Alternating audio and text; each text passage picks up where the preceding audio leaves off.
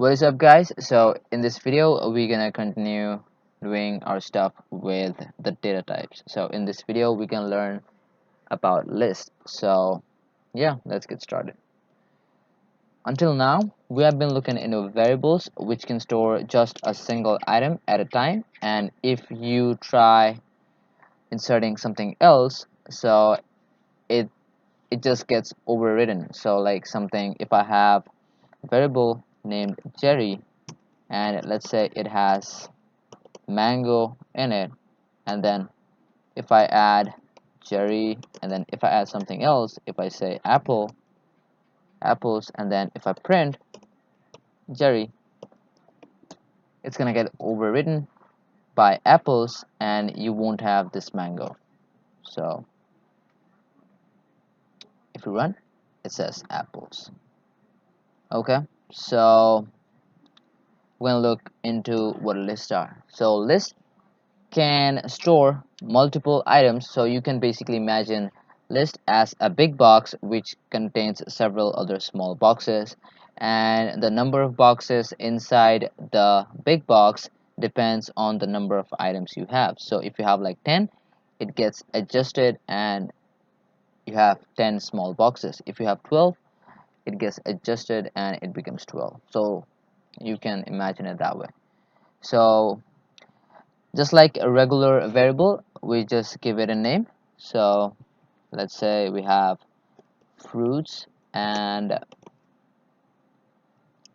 we started with using the square braces, and then inside of it we just give the items. So let's say we want mango, and then let's say there's this number 898, and let's add another string orange. Let's add a string which is a number inside quotation, and now let's print.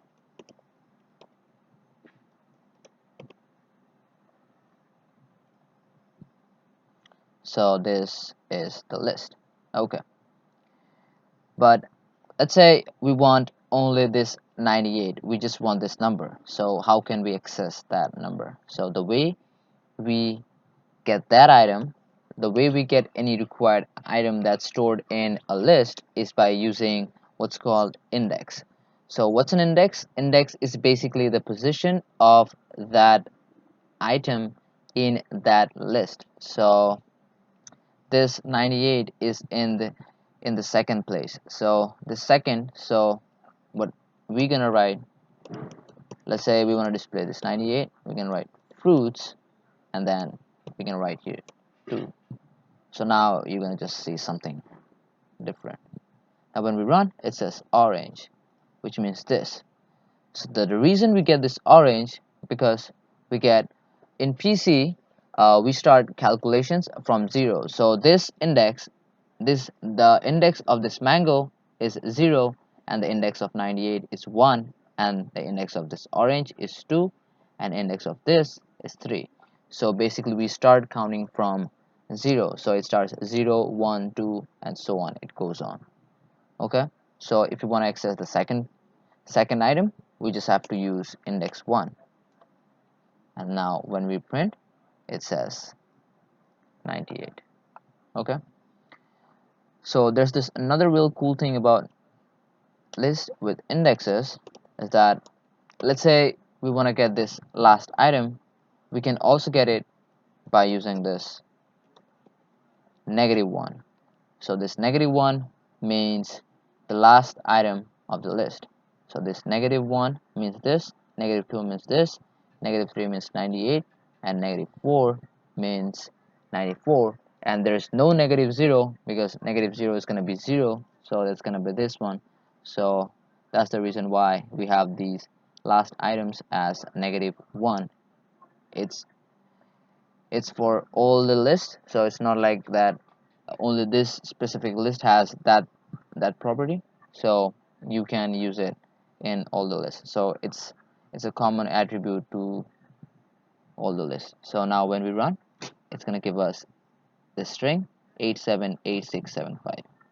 Okay, now let's say we want to add something new to this fruits.